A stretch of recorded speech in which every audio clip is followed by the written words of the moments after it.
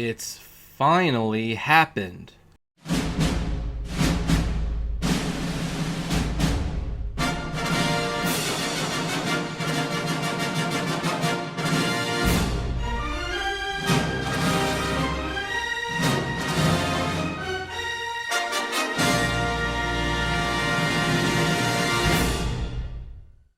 Hey everyone, this is Kevin T. Rodriguez, film critic of iCritic.net, and welcome to my media channel. And this is a surprising story. I never thought we would see the day that this would happen. Now, as you know, we here at the entire iCritic empire, whatever it is, I guess it's me and my wife, that's about it, but we love our Criterion collection. I am halfway through getting the entire set. I love the Criterion collection. I think they are one of the best film preservationists out there. But one of the things about Criterion Channel is that they kind of live outside the Hollywood bubble. Once in a while, they will include Hollywood films like The Curious Case of Benjamin Button as a rare mainstream release. But for the most part, they basically focus on independent films, foreign films. They are concerned with restoring older films that are in danger of being lost. You don't see too many movies from Warner Brothers. You don't see too many movies from MGM. And when you do see something like that, it's something along the lines of I Want to Hold Your Hand, which is a movie that basically is a legal nightmare to release, and so the studio has no interest in releasing it. Thus, Criterion comes in to save the day.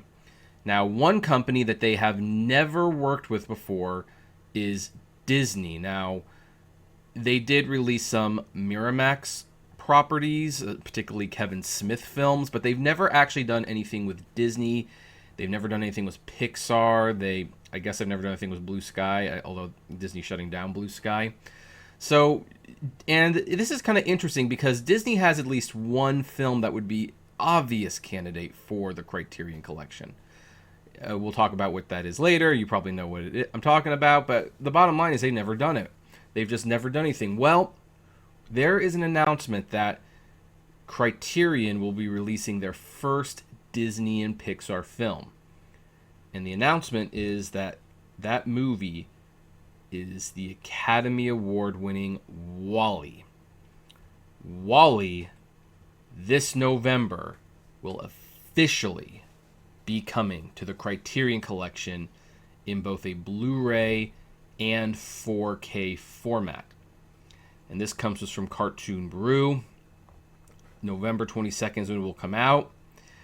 Criterion says, a high watermark of digital animation, this prescient vision of a dystopian future is packaged within a dazzling pop science fiction love story, making for an urgent fable for our troubled millennium.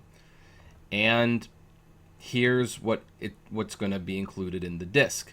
WALL-E was an instant hit for Disney, making over $521.3 million at the box office and winning the 2009 Oscar for Best Animated Feature, back then when Pixar earned their Oscars.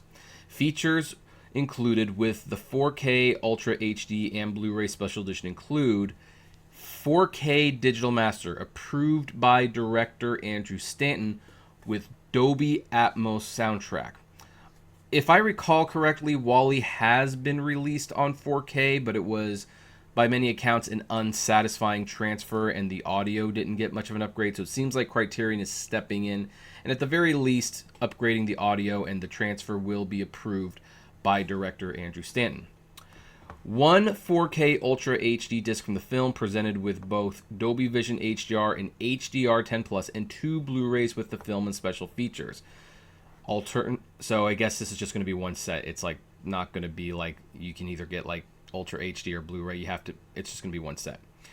Two audio commentaries, one featuring Stanton and the other with the character supervisor Bill Wise, co-producer Lindsay Collins, story artist Eric Thompson, and lead animator Angus MacLean. New programs on Stanton's cinematic influences and production designer Ralph Eggleton's color scripts. Tour of the Pixar Living Archive with Stanton. Behind-the-scenes look at the making of the film, including segments from early animation reels. This one's important. This is actually one of the main reasons to have the Blu-ray for WALL-E. The Pixar Story, a documentary by Leslie Iwerks. More than a dozen documentaries exploring the film's production and robots. Anatomy of a Scene, The Plant, a masterclass with Stanton. Wall-E A to Z, a new program featuring Stanton and co-screenwriter Jim Reardon. Deleted scenes featuring commentary by Stanton. A Story, a 1987 student film by Stanton. I'm not sure if that was on the Blu-ray. I don't remember seeing it, so that might be new. Also, the Bernie short by McLean, that's going to be there. Trailers, English subtitles for the deaf and hard of hearing, English descriptive audio, and, of course, Criterion's essays. This one's going to be by author Sam Weston. Selections from Stanton's sketchbooks, script notes, and drawings, and artwork from the Wall-E team. And this is what the package will look like. And it looks beautiful. And it looks wonderful. And, the funny thing is, sorry, folks, there's like just something that was bothering me there.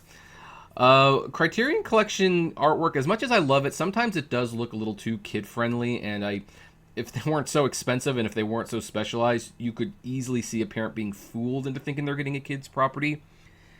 And now there actually is this image that's for at the very least a family movie, and it looks beautiful. It looks really, really wonderful. And I want this one so badly, I probably won't even wait for the sale. I will probably buy this one right away. And look, I love how, here's something interesting. Disney and Pixar's name does not appear to be on the cover. It's not on the cover, at least so far. They highlight Andrew Stanton, but Disney and Pixar is keeping their name off the release, probably because this is a release geared towards adults, not children. Now, here's the thing. I have to say, as a first-time Disney movie to be released on Criterion Collection, Wall-E kind of makes a lot of sense if you stop and think about it.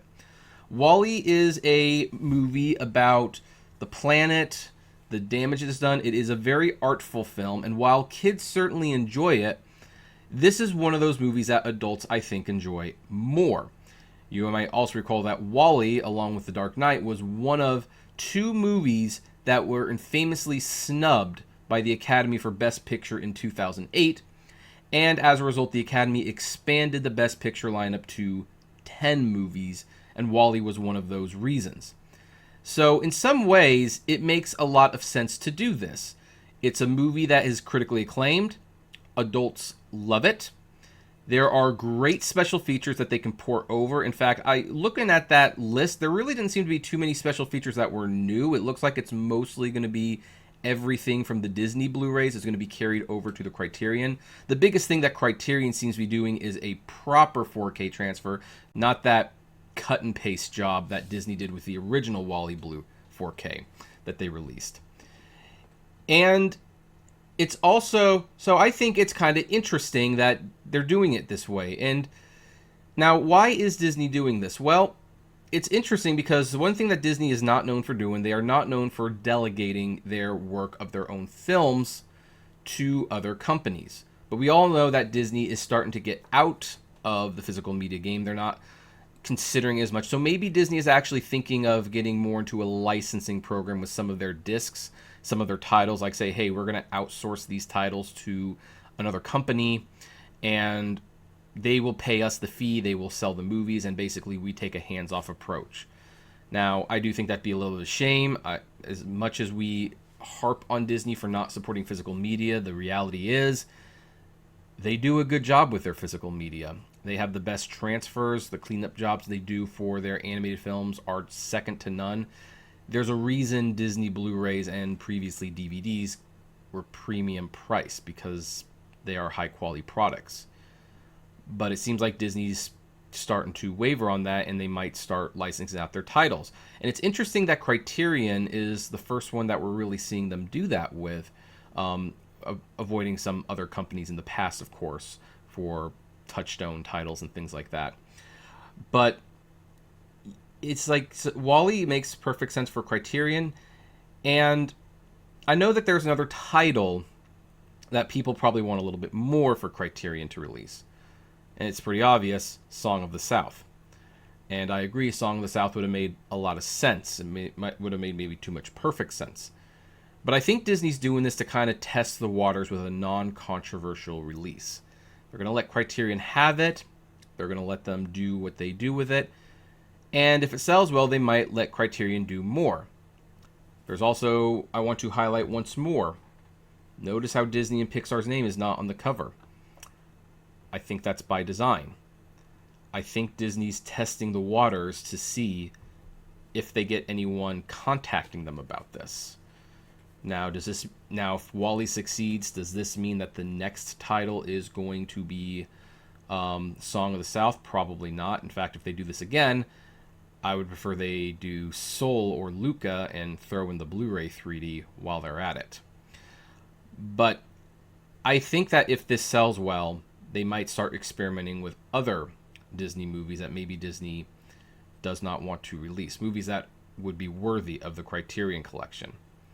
And I can't help but wonder if maybe we will eventually get Song of the South. If these sell well, maybe Disney will say, hey, you know what? This is lucrative. We're making money. And our name's not on the package. Like, collectors are buying these, not families. Maybe we can finally let Song of the South out of the bag. Maybe we can finally let Criterion do what they do with it. They can put it out. They can take the flack. And the thing is, Criterion would get a little bit of flack, but if people are actually going to go to Criterion Collection and complain about racially insensitive movies, the thing about Criterion Collection is they don't care. I mean, they care about racial inequality, I'm sure, but they release edgy and outdated and movies with outdated elements all the time, and they are very careful to historically contextualize them. They denounce the outdated elements, and they say, look, this is just how things were in the time, and we don't approve of these viewpoints, but we do not believe in forgetting film either. So I am very excited about what this could potentially do. And in fact, aside from WALL-E, here's the thing. If their transfer is truly better than what Disney's been doing with the 4K releases, maybe, they will start delegating some of these really high-quality classics to Criterion. I would personally love to see Beauty and the Beast as part of the Criterion Collection. Heck, I would love to see The Hunchback of Notre Dame as part of the Criterion Collection, especially since the Laserdisc of Hunchback of Notre Dame contained tons of features that we have not seen in years. I'm talking about years. We have not seen these features. Like, this could be a really good thing. Like, and aside from Disney itself, what if this is the start of Criterion starting to really, truly embrace animation? I mean, they finally did it with Watership Down, and they did Forbidden Planet, and I think Fantastic Mr. Fox with their first one. I would really love to see animation have a much bigger presence in the Criterion Collection. I'd love to see a Criterion Collection of the Iron Giant, for example. Heck, I would like to see a Criterion Collection of All Dogs Go to Heaven in The Land Before Time. Maybe we can finally restore some of those deleted scenes that appear to be out there but haven't been shared. Wouldn't it be great if Criterion, because WALL-E did well, reached out to Don Bluth and said, hey, how about we start getting your filmography in the Criterion Collection? Secret of Nim and American Tail, Land Before Time, these are classic movies. They deserve to be treated like works of art. Maybe we could start seeing a little bit more anime in this collection. I know I'm not jumping up and down for joy because it's super hot in California right now. Days like this are why I hate having to wear this thing. But I am super excited about the possibilities of this release.